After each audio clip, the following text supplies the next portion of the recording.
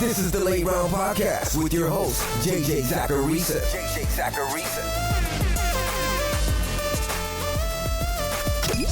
What's up, everyone? It's JJ Zacharisa, the editor-in-chief at FanDuel and at numberfire.com, and this is episode 487 of the Late Round Podcast, the many shows that are part of the FanDuel Podcast Network.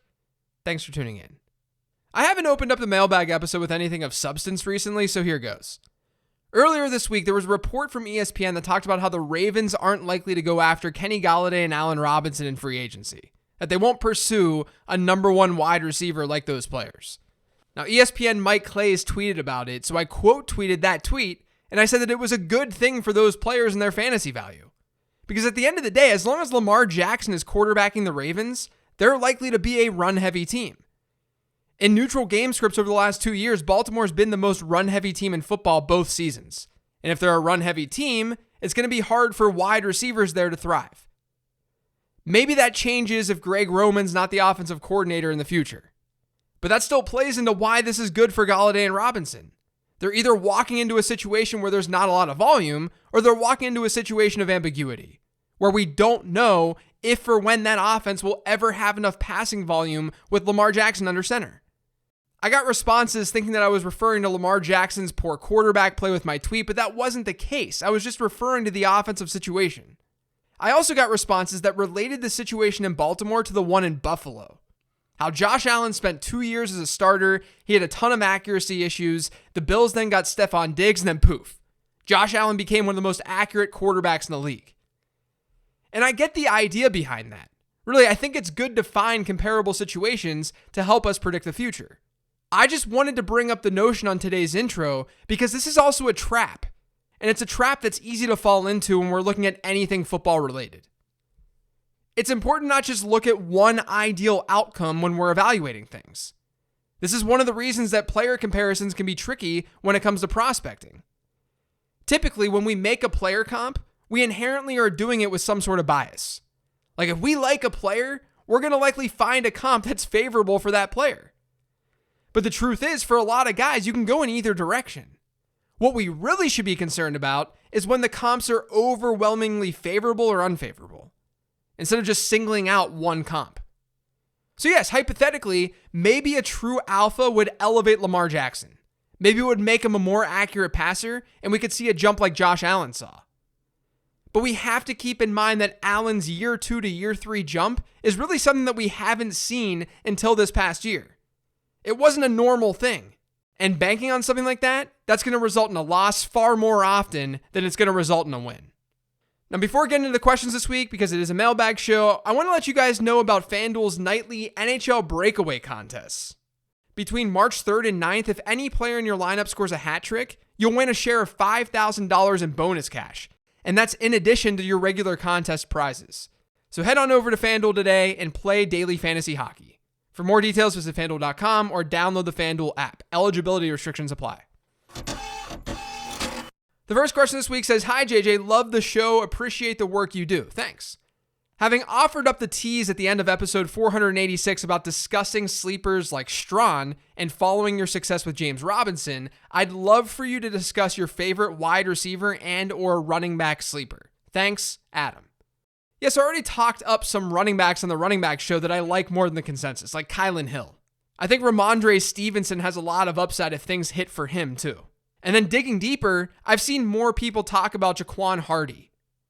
And I think he makes sense as a deep sleeper this year. He's from Tiffin, so he's from a smaller school, and he has a pretty strong production profile. But he's also listed at 5'10", 225 pounds. So he has an intriguing size profile that could get him noticed by a team. It's still early in the process, though. At wide receiver, you mentioned Michael Strawn, who I think is the small school guy that I'm most interested in. And then on the wide receiver show, I talked about Jalen Darden out of North Texas. Both guys are very different in size, but then Darden has the better production profile. So those are just some names to keep an eye on. The next question is related to that last one, and it's from @FantasyLadder. Do you factor in smaller school prospects playing against lower quality competition, typically lower star recruit pool compared to Power 5 conference in your prospect model? James Robinson was an epic hit last year. Any small school guys your model likes right now? So yeah, I just talked about the guys that I like from smaller schools, but I do want to answer this question regarding smaller school players in the model. I factor in competition, but I found that it matters less at running back than it does at wide receiver. And that's when you consider all the inputs in my model, like draft capital, because obviously better players are going to a Power 5 school, and those better players are being drafted higher. So it all works together in some way. I think that's always important when I talk about my model. Just because it likes or doesn't like something doesn't mean those things are irrelevant or relevant. It just means that with all the factors that I'm looking at, it just doesn't seem to like it or it does seem to like it. So at running back, it doesn't really care what school you're coming from. At wide receiver, it most definitely does. But I think a lot of that is usually captured in draft capital.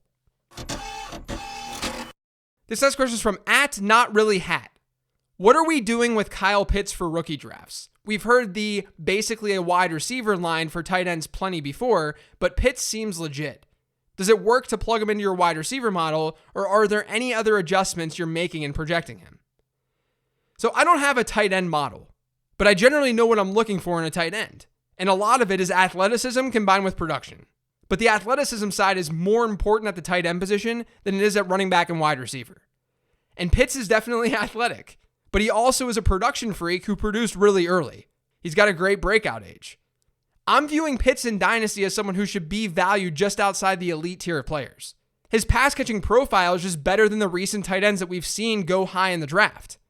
And Pitts should have high draft capital. Now that's a separate answer to what are we doing with Kyle Pitts for rookie drafts? Because in single quarterback leagues with no tight end premium scoring, Pitts has a chance to be overvalued only because of the position that he plays. Tight end just matters less. But as a prospect, I'm all about Pitts. And in leagues where you get extra points per reception for tight ends, or in leagues where you start multiple tight ends, Pitts is a slam dunk top half of the first round rookie pick in my opinion. Now I've plugged him into my wide receiver model and he still does look pretty good, but he doesn't look nearly as good. He's not like the best wide receiver in the class when I put him in the wide receiver model, but there are a handful of guys ahead of him. And that's the thing. His allure is that he's giving you that edge at tight end that isn't super easy to find. But at the same time, fantasy managers can overstate that edge based on supply and demand because you're only starting one tight end in most leagues. So it's a balance. Like I said, in normal leagues, I think he may be a little bit overdrafted just because of how good this class is overall. But in leagues where tight ends matter more, it's hard to overdraft him. This next person says, JJ, with your recent request on rookie pass catchers, I find one name as an interesting sleeper.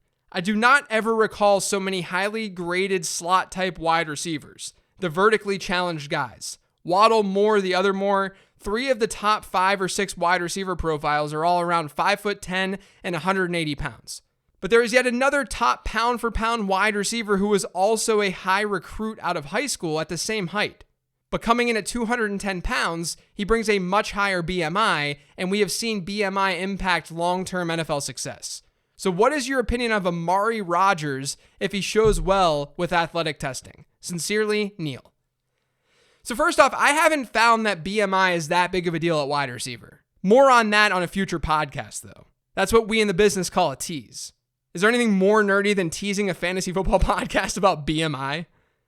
Anyway, I could see Rodgers being someone that film people are going to like more than analytics people. Because from a numbers perspective, there's not a ton to love about him. He's not an early declare. He has a later breakout age. His production numbers in my model, they're not that great. But I'll say this. When players project to be slot guys at the next level, I tend to care a little bit less about their overall profile because playing the slot is just naturally easier than playing everywhere else or playing outside and being a true alpha. That's one of the things that scares me with players who are locked into slot roles, who we absolutely know will only play in the slot. They need to find the right landing spot. I mean, Hunter Renfrow from the same school as Amari Rodgers, he wasn't some mega producer in college. And he's a fine slot receiver in the NFL. He's not amazing, but he's fine. And I do think that Rodgers' size is going to naturally bring more upside than what someone like Hunter Renfrow brings. But there are just a lot of different types of wide receivers, and we should evaluate those types differently. Now, my model doesn't break it down on that level.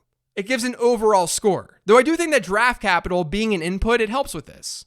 Teams aren't going to spend a 5th overall pick on a slot receiver. So I'm not writing off Amari Rodgers at all. And if you think that some of the other players who are being highly touted right now are strictly going to be slot guys, and maybe they will be if they find an uncreative team. But if that's what you believe, then you should probably be avoiding them in your rookie drafts just given their probable cost to acquire.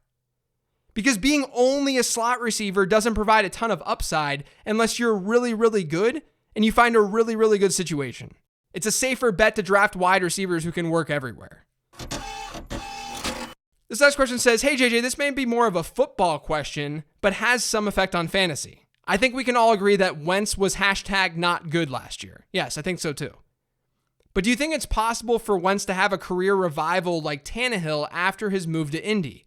Tannehill had limited success with Miami, then moved to another team with better coaching, a better offensive line, and a better defense. Now with better players around him, he's even gotten close to a Super Bowl.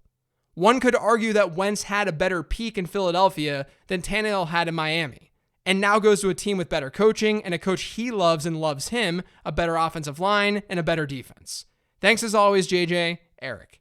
So I haven't updated this study in a really long time, but a handful of years ago, when we did more real NFL content over on NumberFire, I did a study that was similar to my bailing on unproductive rookies episode that I did last year. The gist of the study was that we generally have a good idea of how good a quarterback is going to be just after his first season or two. Now, at the time of the article, Tannehill was still a question mark because I wrote it after his second or third year. But of the quarterbacks who ended up panning out after a tough start to their careers, it was clear they panned out because something significant happened to their situation. Drew Brees went to New Orleans. Alex Smith went to Kansas City. Jared Goff ended up being matched up with Sean McVay. But it doesn't happen often. It's just good that we can latch onto this narrative for Wentz and say that he's not toast, at least compared to how others think about him. I'm actually fairly bullish on him being reasonable. I don't think he's like a QB1, but I took him in a Dynasty Superflex startup in January before that trade went down for that reason, because we've seen these turnarounds happen with a change in situation. And then he ended up falling to the best possible spot, in my opinion, for his development, given that Frank Reich reunion. But like I said at the top, we shouldn't compare situations like this to the best possible outcome. We should definitely be aware that those outcomes are possible, but we shouldn't assume that's what the outcome is going to be. I think Wentz will be better than what he was in 2020 because of this scenery change. But I don't think it's necessary to say that he's going to have this Ryan Tannehill-like turnaround, only because that's really tough to do. The last question this week is from @BDFFB. Are you projecting league-wide passing regression in 2021? Or is it a case-by-case basis thing, i.e. Rodgers' touchdown rate, Bills' pass-to-rush ratio, etc.? 2020 felt a lot like the 2011 lockout season. So I haven't done any projections for next year. I usually do those after the draft. But to be clear, the way I build projections isn't to set some league-wide number for pass-to-rush ratio and then adjust from there. I don't say there's going to be 500 passing touchdowns across the league this year and then divvy things up that way. I'm looking at what's predicted from previous seasons and projecting at a team level first, not a league-wide level. It may turn out that those projections show regression in total, but the process for creating projections is not going to change based on what happened last year, if that makes sense. Basically, I don't think the things that you asked in the question are really in conflict with one another. Asking if I'm projecting league-wide passing regression or am I taking it case by case, the answer is probably both. As I've said before on the show, I would be surprised if we saw some of the same passing numbers that we saw this past year. I would be fairly shocked if that was able to be maintained year over year. I think there are reasons that we saw better offensive play that are sustainable, like fewer offensive holding calls. But it's hard for me to ignore the fact that it was a different type of season in general. The lack of prep could have easily hurt defenses earlier in the season more than offenses, because offenses dictate so much of this game. And then teams playing on the road, they didn't have to deal with crowd noise, so they could do more at the line of scrimmage.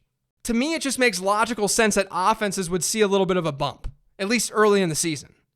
That's why before the season started, I had talked about the overs hitting at a higher rate, because that's what we saw back in 2011, because defenses weren't prepared, and offenses know what's coming. So to reiterate the answer to this question, everything is case by case. And then my guess is with all of those cases being inputted, the projections will show some regression at the league level. But that obviously depends on the metric that you're wondering about. And I don't know what that metric would be based on this question. But overall, yeah, I'm sure that passing will regress in some way. That's going to do it for today's show, though. Thanks to all of you for listening. If you've yet subscribed to the Late Round Podcast, make sure you are by searching for it pretty much anywhere podcasts can be found. And don't forget to follow me on Twitter @LateRoundQB. Thanks for listening, everyone. Enjoy your weekend. I will talk to you next week.